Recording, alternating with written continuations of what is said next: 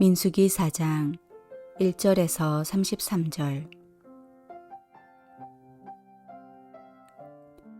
또 여호와께서 모세와 아론에게 말씀하여 이르시되 레위 자손 중에서 고핫 자손을 그들의 종족과 조상의 가문에 따라 집계할지니 곧 30세 이상으로 50세까지 회막의 일을 하기 위하여 그 역사에 참가할 만한 모든 자를 계수하라. 고핫 자손이 회막 안의 지성물에 대하여 할 일은 이러하니라. 진영이 전진할 때에 아론과 그의 아들들이 들어가서 감 막는 휘장을 걷어 증거계를 덮고 그 위를 해달의 가죽으로 덮고 그 위에 순청색 보자기를 덮은 후에 그 채를 꿰고 진설병의 상에 청색 보자기를 펴고 대접들과 숟가락들과 주발들과 붓는 잔들을 그 위에 두고 또 항상 진설하는 떡을 그 위에 두고 홍색 보자기를 그 위에 펴고 그것을 해달의 가죽 덮개로 덮은 후에 그 채를 꿰고 청색 보자기를 취하여 등잔대와 등잔들과 불집게들과 불똥 그릇들과 그 쓰는 바 모든 기름 그릇을 덮고 등잔대와 그 모든 기구를 해달의 가죽 덮개 안에 넣어 매는 틀 위에 두고 금제단 위에 청색 보자기를 펴고 해달의 가죽 덮개로 덮고 그 채를 꿰고 성소에서 봉사하는 데에 쓰는 모든 기구를 취하여 청색 보자기에 싸서 해달의 가죽 덮개로 덮어 매는 틀 위에 두고 제단의 재를 버리고 그 제단 위에 자색 보자기를 펴고 봉사하는 데에 쓰는 모든 기구 곧 불 옮기는 그릇들과 고기 갈고리들과 부삽들과 대야들과 제단의 모든 기구를 두고 해달의 가죽 덮개를 그 위에 덮고 그 채를 꿰 것이며 진영을 떠날 때에 아론과 그의 아들들이 성소와 성소의 모든 기구 덮는 일을 마치거든 고핫 자손들이 와서 맬 것이니라. 그러나 성물은 만지지 말라. 그들이 죽으리라. 회막 물건 중에서 이것들은 고핫 자손이 맬 것이며 제사장 아론의 아들 엘리아살이 맡은 것은 등유와 태우는 향과 항상 드리는 소제물과 관유이며 또 장막 전체와 그 중에 있는 모든 것과 성소와 그 모든 기구니라. 여호와께서 또 모세와 아론에게 말씀하여 이르시되 너희는 고핫 족속의 지파를 레위인 중에서 끊어지게 하지 말지니 그들이 지성물에 접근할 때에 그들의 생명을 보존하고 죽지 않게 하기 위하여 이같이 하라. 아론과 그의 아들들이 들어가서 각 사람에게 그가 할 일과 그가 맬 것을 지휘하게 할지니라. 그들은 잠시라도 들어가서 성소를 보지 말라. 그들이 죽으리라. 여호와께서 또 모세에게 말씀하여 이르시되 게르손 자손도 그 조상의 가문과 종족에 따라 계수하되 30세 이상으로 50세까지 회막에서 복무하고 봉사할 모든 자를 계수하라.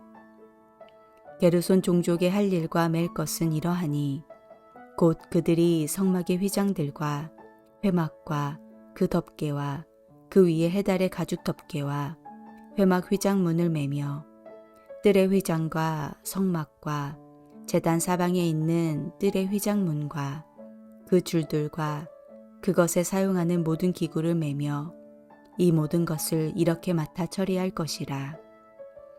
게르손 자손은 그들의 모든 일 곧 맬 것과 처리할 것을 아론과 그의 아들들의 명령대로 할 것이니 너희는 그들이 맬 짐을 그들에게 맡길 것이니라. 게르손 자손의 종족들이 회막에서 할 일은 이러하며 그들의 직무는 제사장 아론의 아들 이다말이 감독할지니라.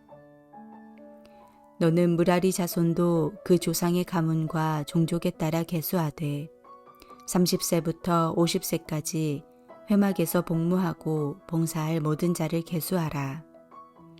그들이 직무를 따라 회막에서 할 모든 일 곧 그 맬 것은 이러하니 곧 장막의 널판들과 그 띠들과 그 기둥들과 그 받침들과 뜰 둘레의 기둥들과 그 받침들과 그 말뚝들과 그 줄들과 그 모든 기구들과 그것에 쓰는 모든 것이라. 너희는 그들이 맡아맬 모든 기구의 품목을 지정하라.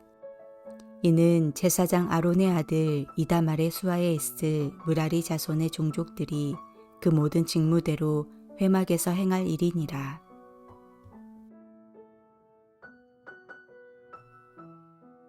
하나님께서는 성막에서 봉사할 수 있는 레위 사람들의 수를 따로 계수하게 하십니다. 레위 지파인 고핫, 게르손, 무라리 자손의 계보를 기록하고 있는데 민수기 4장이 말해주는 레위인의 직무는 이동할 때 성막을 해체하고 포장하고 운반하는 일입니다. 이는 모두 성막 기구와 이동과 관련이 있었습니다. 이들은 모두 성물과 성막을 옮기는 일을 맡았습니다. 이들의 직무는 약속의 땅을 정복하기 전에 성막이 이동할 때에만 필요했었습니다. 즉, 광야의 여행 중에만 집중적으로 사역했던 것입니다. 어떻게 보면 임시적이라고 볼 수도 있음에도 불구하고 기록하고 규정하고 있으신 것은 하나님의 임재와 통치가 단 한순간도 정지되어 있지 않음을 보여주며 하나님의 동행하심이 계속 그들과 함께 있음을 보여주고 있는 것입니다. 성막에서 봉사할 수 있는 사람들의 연령도 규정되어 있습니다. 그 나이는 30에서 50세입니다. 그들은 30세 이상 되어야 성막에서 일을 시작할 수 있었습니다. 봉사를 시작하는 연령이 30세라는 것을 볼 때 숙련된 사람들이 봉사를 시작할 수 있었다는 것을 알 수 있고 50세까지 봉사할 수 있었다는 점에서 육체적으로 힘든 봉사였던 것 역시 우리는 짐작해 볼 수 있습니다. 또한 그만큼 성숙해야 한다는 의미도 담고 있습니다. 세례 요한도 예수님도 30세의 사역을 시작하셨습니다. 초대교회에서는 새로 입교한 자는 장로가 될 수 없었습니다. 집사는 시험해보고야 직분을 줄 수 있었습니다.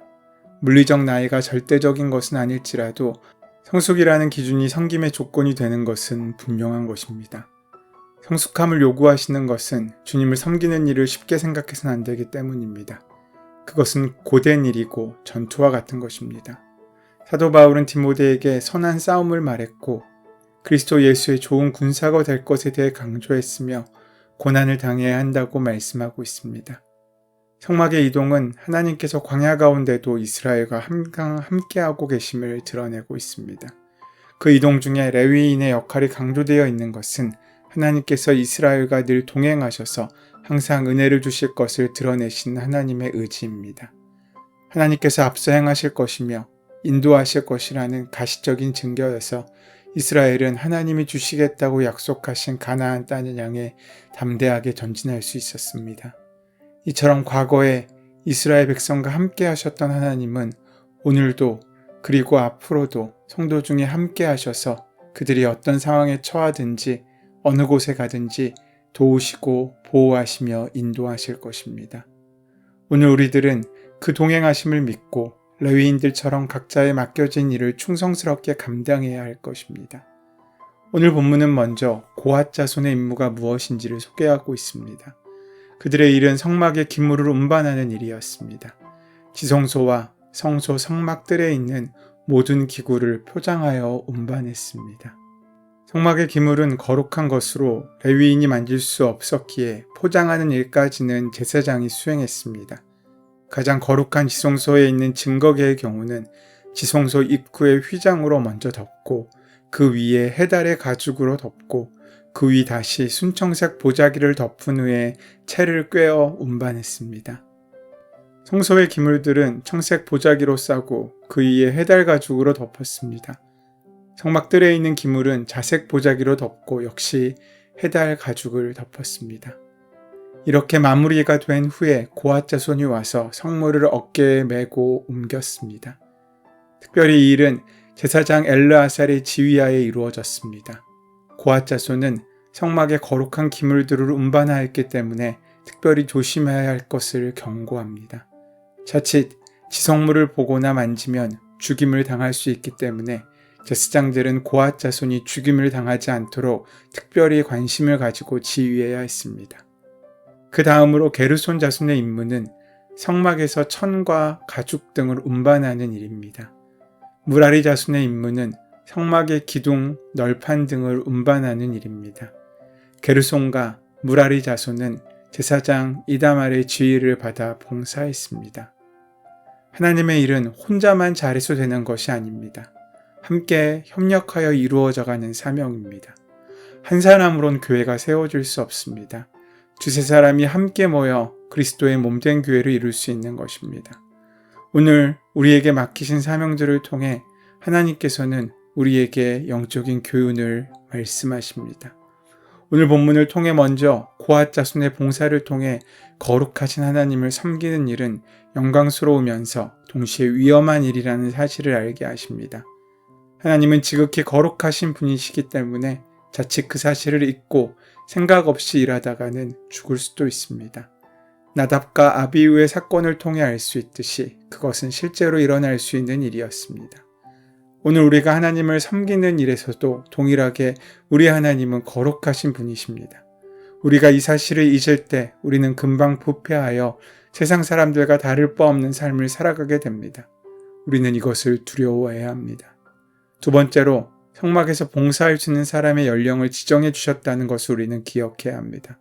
우리는 하나님을 섬기며 봉사할 수 있는 기한이 정해져 있다는 것을 마음에 두어야 합니다. 언제까지나 할 수 있는 일이 아니고 우리 마음대로 그 시간을 정할 수 있는 것도 아닙니다. 따라서 오늘 우리에게 섬길 수 있는 기회를 주셨을 때 감사함으로 성실하게 그 사명을 기쁨으로 감당할 수 있어야 하겠습니다. 세 번째로 하나님께서는 다양한 봉사로 우리를 부르셨습니다. 고앗은 둘째 아들이지만 성물을 운반하는 가장 중요한 일을 맡게 됩니다. 그것은 고앗이 더 우월한 사람이어서가 아닙니다. 하나님께서 택하여 맡기신 이유는 알 수 없지만 분명한 것은 어떤 사람에게 더 중요해 보이는 일을 하고 어떤 사람은 덜 중요해 보이는 일을 한다는 것입니다. 그런데 이보다 더 중요한 것은 이 모든 일이 하나님을 위하여 섬기는 일이라는 사실입니다. 따라서 우리의 눈에는 차이가 있을지 모르지만 하나님께서는 하나님께서 맡기신 모든 일을 동일하게 귀하고 중요한 일로 보십니다. 그래서 하나님은 어떤 역할을 하는지가 아니라 어떤 마음으로 그 일을 감당하는지를 더 중요하게 여기십니다. 오늘 우리의 교회에서도 마찬가지입니다. 우리는 그저 자기 혼자만 일을 잘해서 주님의 몸된 교회를 온전히 이룰 수 없습니다. 하나님께서 교회의 지체들에게 주신 각 은사를 사용하여 주님의 교회를 섬김으로써 교회는 온전하고 하나님의 뜻을 이루어갈 수 있는 곳이 됩니다. 이러한 섬김의 원리를 명심하고 공동체를 섬기는 우리의 위치를 온전히 확인할 수 있어야 할 것입니다. 어떤 사명이 나에게 주어져 있습니까? 여러분은 어떤 마음으로 그 사명을 감당하고 있습니까? 그 사명을 성실히 붙잡고 있습니까?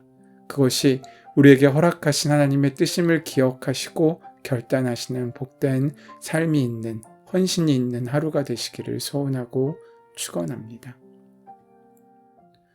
은혜의 주님, 단 한순간도 하나님의 임재와 동행하심이 필요하지 않을 때가 없음을 인정하며 주님의 은혜를 구합니다.